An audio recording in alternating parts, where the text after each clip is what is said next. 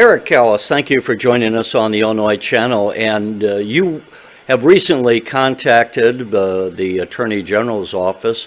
And as I understand it, and you correct me if I'm wrong, it's both the State Attorney General and William Barr, the U.S. Attorney General, talking about the rights being violated, Second Amendment rights, vis-a-vis the governor's shutdown of the state and how it's being applied. So if you would, bring us up to date on what it is that you're complaining about and your reaction to the governor's shutdown. Yeah, thanks for having me on this morning. You're right. We have actually issued a number of letters to both the State Attorney General and the Attorney General of the United States, Mr. Barr, as well as letters to the governor and the DCOE here in Illinois. And our basic issue is that in light of the reopening that's coming up this week, we feel like our gun range, the Aurora Sportsmen Club, we're a 300-acre outdoor gun range, as well as we have fishing and hiking and different activities like that. But we feel like we are being excluded from exercising our Second Amendment rights. We have other business that are being deemed as essential during this kind of soft open, such as dog groomers and golf courses. And we feel like we definitely have standing to be considered for that opening as an essential protected activity under the Constitution. Do you have any idea why it is you've been excluded? And as you're talking, let me bring up a shot here. People can see that this is part of the land. It's how many acres are we looking at here? You're looking about maybe just under half of our property here. On the left-hand side, you'll see what we call our 600-yard range. It's the big, long kind of grassy area with the berms on the side. And then we've got, when you see, here's one of our ponds where we've got some fishing and hunting available. And as you move to the right, you see some roads. That's the beginning of our shotgun area where we've got traffic, which is obviously something we're interested in being good citizens. We're not interested in spreading the disease at all. But we feel that under Heller and then Izell in 2017, the courts have ruled that if you don't have the right to practice with your firearm, you've essentially been denied your right, your Second Amendment rights. And that seems to be pretty clear to us. And we can see here again another aerial shot just of the size, 300-some acres, as you say.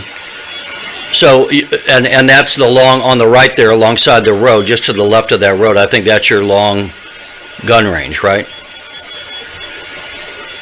Yes, that's correct.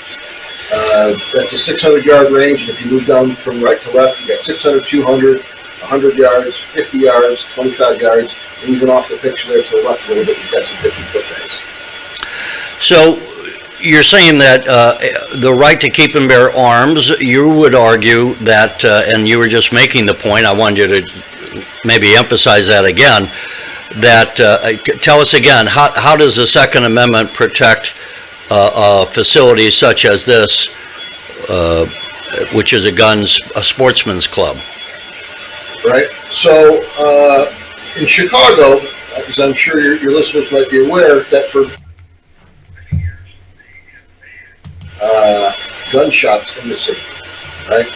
They made it difficult to get a firearm, even if you could get one, your ability to practice that was essentially zero unless you left the city limits. And there was a case in 2000, it was decided in 2017, it went on for about 6 years, called Izell versus the City of Chicago. And in that ruling, it was decided that if you do not have the ability to practice and become proficient with your firearm, essentially you have been denied your Second Amendment right.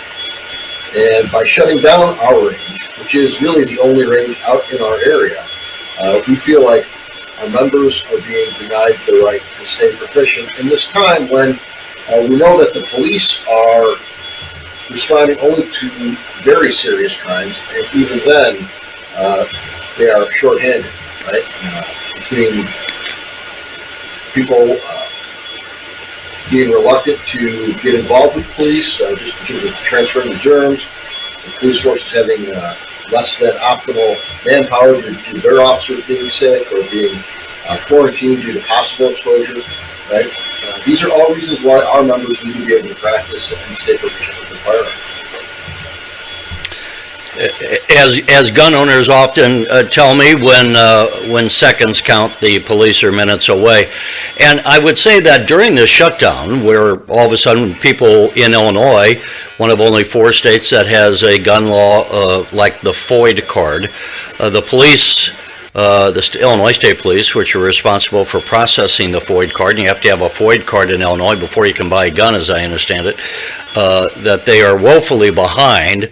There was a state's attorney, former state's attorney, participated in a press conference the Illinois Channel covered just before the shutdown back in, I suppose it was late February or so, and he was saying that he had applied in July and was still waiting some 7 months later for his FOID card. So when we are now, and I will say coincidentally, yesterday we've heard about the shutdowns of meat packing facilities, and just as we had a run on toilet paper, now people were saying, oh my gosh, are we going to have a run on meat products? I went to the grocery store yesterday and the chicken aisle shelf was entirely stripped bare of any product. So it's not beyond the realm of possibility that you would have hungry people attacking your home and searching for food. I don't want to be wildly speculating, but none of us would have imagined ever a global shutdown, and yet here we are. And so to the extent that you want to defend your right, your family, your property, I think people's eyes have been opened, and that there are flaws in the system, as we see by the FOID card. You would argue that this, as you have argued, your club here is not just a club to do on a Saturday afternoon with your son or yourself or friends, just to go out and shoot for the sport of it, but as you say, it's also connected to the constitutional right, the Second Amendment right to keep and bear arms. On what grounds are you challenging, again, that, and do you want the, obviously in Illinois, the government of Illinois is predisposed a bit against guns. Illinois was the last state in the nation to allow concealed carry, and that was only because they were ordered to do so by a federal judge. Are you counting on the state of Illinois to support your claim, or are you looking more to William Barr, the U.S. Attorney General? Well, we are hoping that Illinois supports our claim, and we are doing so because a few days ago, right after we released our press release, we had that picked up by another news organization who, at the governor's press conference, asked him if he was aware of this particular situation. He indicated he was not, but was attempting to follow the federal guidelines. Well, the federal guidelines state that gun ranges are an essential business. And right now in Illinois, if you operate a gun range in combination with a retail firearms business, so whether you sell guns or firearms or accessories, those ranges are being allowed to operate. We are a private club and we have no retail presence, so we are being excluded based on essentially on the wording of the governor's executive orders. So we are hoping that he goes in and does what he says he would do, which is comply with the federal guidelines, and that would very clearly grant us frictionless permission to operate. Now, if they perhaps we would have to look at taking other legal action, because we do believe we have a strong argument. The reason that we reached out to Attorney General Barr is he had made some statements and issued a memo indicating that he was interested in monitoring states for overreaching emergency powers during this time. And if the state essentially decides to not revise their position based on federal guidelines, we clearly believe that that's what's going on. And we would hope that Attorney General Barr and his office would reach out to us to help us get some relief in this case.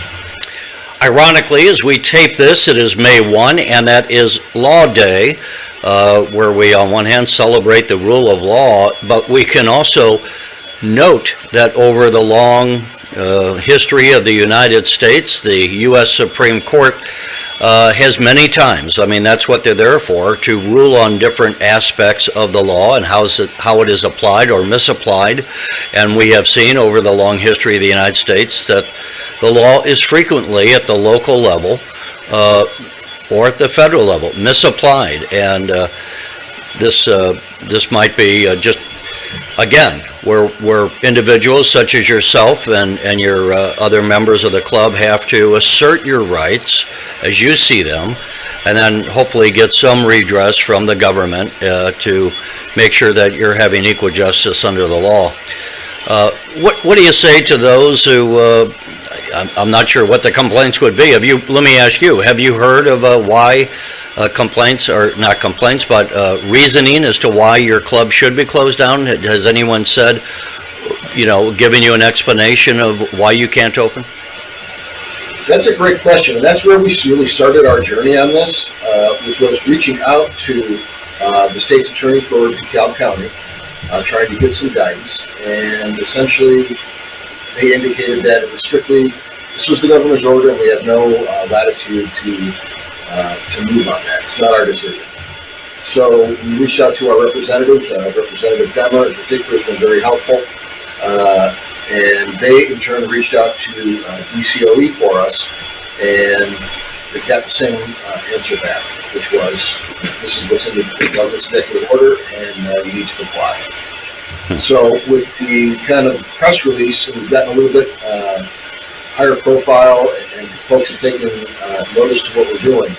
I did speak with Representative Demmer last night, and he is going back to the governor's office to hopefully get a better explanation and potentially help us get some other comments as well. When did your press release, as we tape this on Friday, May 1, I was contacted last night by a member of your club, but when did the press release go out?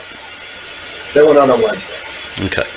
And was there subsequent reporting? So much of our press in Illinois is in pockets that we don't get to see, what someone else may have reported around the state. Yeah, we have not been picked up by any of the major media outlets yet, but we've contacted all the major Illinois TV stations and newspapers, and have not been contacted back by any of them. You said that your representative is going to go back to Mr. Demmer, going to go back to the governor's office. Has he already contacted the governor's office? Have you had any response from the governor's office as far as, yeah, maybe it was just an oversight and they didn't anticipate, gun shops, okay, or gun shooting ranges, or did they specifically knowingly want to keep shooting ranges closed? Well, I can't speak to what they were trying to do, but after the last set of orders, we did reach out to both Senator Stewart and Representative Demmer to help us get contact with DCOE, because from multiple avenues we've been told they're kind of the department that is managing this, and both offices got the same response back from DCOE going back 2.5 weeks, which was that because we were not a retail establishment, we were not grandfathered or allowed in, you're not an essential business under that order. So that is really the only explanation we have. And I think one of the frustrating things is that lack of explanation. When we so clearly have the ability to social distance, we are fully willing to put the proper regulation locally in place to make sure that our members stay safe. If the golf course can do it, we can absolutely do it. If Home Depot and Lowe's can do it, we can do it. And for sure, if a dog groomer or a hair salon can do it, we can do it. Right? So, up to 300 acres allows for a bit of social distancing, doesn't it? It does, yes. Have you heard from any of your fellows, I suppose, in other states who have similar facilities? And I'm going to guess, you tell me, is this a I'm going to guess it's a nonprofit. Is this just a kind of a friendly nonprofit place where people with guns can go out and shoot? Yeah, it is a nonprofit organization. We're a 401c7. We are technically a social club under Illinois law, and it is essentially a members-only facility. We try to keep 2,500 members. We float up and down a little bit from there. But it is a 24/7 key facility where members can come at any time and use the range. during operating hours. Is there a clubhouse? Because people, if there was a clubhouse, then one might, and maybe there's a bar in the clubhouse. I mean, as there often are at social clubs. We could see where the governor's office or others might say, well, I mean, you're not going to be social distancing in the clubhouse. That's an excellent question. And the answer is we do not have a clubhouse per se. We have an office, which is where we have our business operations. But we are not, when you think of a social club like a golf club, we are not run exactly like that. So we don't have a restaurant or a bar or any place, even where it's easy for folks to congregate inside. We are primarily an outdoor facility. We do have some outdoor, we call them privies, right? Outdoor toilets in small buildings, but obviously nowhere that you would congregate with others. So kind of that whole indoor argument really doesn't apply in our case. I won't keep you much longer. How many members do you have in the club? We try to maintain 2,500 members. And we say it's the club itself, the 300-some acres, where is that physically located? We are in Waterman, Illinois, about 10 miles south of DeKalb. Okay, and we call it the. Why is the name Aurora in there? I'm curious. Yeah, so our club was founded in 1947 by World War II veterans, and the founding gentlemen were from the Aurora area. Our club was initially located in Sugar Grove, Illinois, and in the early 2000s, 2010, 2011, we moved to our present location. And 2,500 members, that's a lot of members. You're not in, the point is your membership comes from quite a diverse physical area, does it not? Absolutely. All across Illinois, we've got members. We've got members who drive 2 to 3 hours to come and participate at the club. We are the closest 600-yard range to the city. So a lot of folks who like to do long distance shooting join specifically for that region. We have excellent sporting clays. We've got trap and skeet, which are amazing. Live stand. We try to offer every shooting discipline that is available in shooting sports. I don't even know, does I grew up in St. Louis, County area, there is a community park. In other words, it's a government-run park that has a shooting and a skeet. Does the state of Illinois or any of the local communities even offer a shooting range, or are you the only game in town? We are the only game in town for government-owned. The big government-owned range is in Sparta, Illinois. Mm-hmm. They have the World Shooting Complex down there, which is almost exclusively for shotguns. For those who don't know, Sparta is down by the St. Louis area, so you're in the northern part of the state, so that would be quite a drive if it wasn't for your facility. Yeah, and there are another number of other private clubs, which are much smaller than we are physically, but have excellent programs as well. And there are a number of I've talked to some of the other presidents, where we consider as the largest club and the strong Second Amendment background, we often come out to rallies and things and bring our folks out. We feel it was really the right time for us to come and make a stand against this issue. Before we close out, so you haven't technically filed suit as yet. Right now, you're just trying to bring it to their attention and saying, as I understand, you're kind of saying, hey, did you forget about us, or would you reconsider it? And maybe, hopefully, that's all there is. Do you have a lawyer? Maybe you have lawyers within your club that would be willing to file a suit to assert your rights if need be? Is that the situation, or how are you proceeding? And we retain corporate counsel, and we've been in talks with them on what our options are. Bringing lawsuits is not something we want to do. Quite frankly, it's not the best use of our members' funds. We will if we have to, but we would just as soon have a discussion with those folks and hopefully help them see that we are a protected activity under the Constitution, and that they've just made an error and let them fix that. There's, to be charitable, the governor and his people had this thrust upon them as the president had it thrust upon him. And I think there's an awful lot of flying by the seat of your pants where people have to make stuff up as they go along. It could be that they just haven't considered this. It's not in the mainstream. They're probably thinking more of gas stations and all the critical services we need, like grocery stores, to keep open. Hopefully, you'll get some redress and you'll be able to exercise your rights, and it's just been something that's been overlooked. But Eric Callas, thank you again for telling us and joining us on the Illinois Channel to bring us up to speed on this. I appreciate you having me on. Thank you. Thanks for watching, and if you haven't already, please consider subscribing to our channel. And while you're at it, please leave us a comment. Thank you for watching.